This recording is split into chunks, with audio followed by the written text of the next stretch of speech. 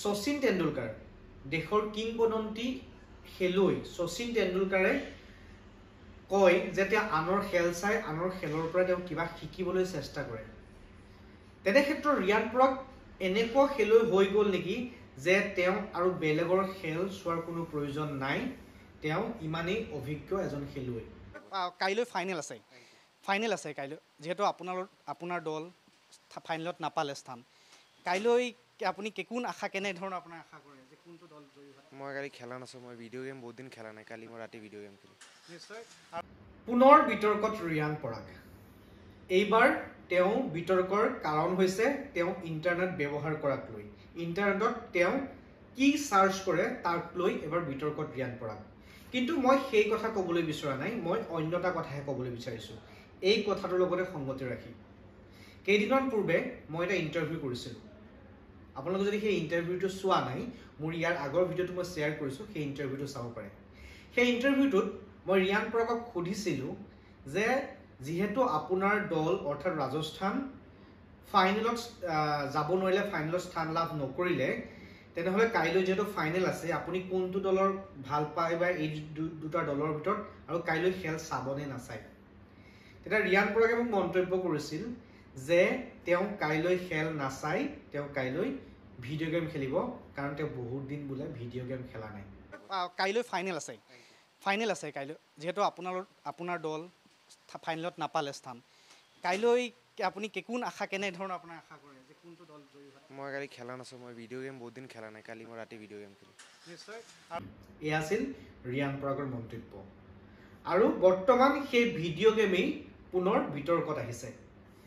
ৰিয়ান পৰাগে আজি সেই ইণ্টাৰভিউ দিয়াৰ আজি 4 দিনৰ পাছতেই পুনৰ বিতৰ্কত আহিছে সেই ভিডিঅ' গেমক লৈ।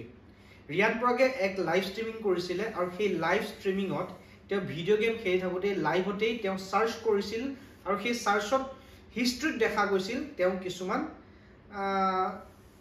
বলিউডৰ হয় বা অন্যান্য কিছুমান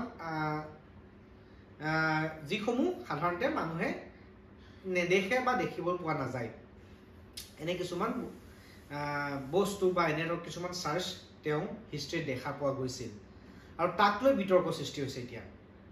কিন্তু সেই বিতৰ্ক কিমান যুক্তিসংগত সেয়া মই মন্তব্য কৰিব নাযাওঁ, কাৰণ এজন যুৱক বা এজন প্ৰাপ্তবয়স্ক লোকে কি চাৰ্চ কৰে কি নকৰে সেয়া তেওঁ সম্পূৰ্ণ ব্যক্তিগত কথা।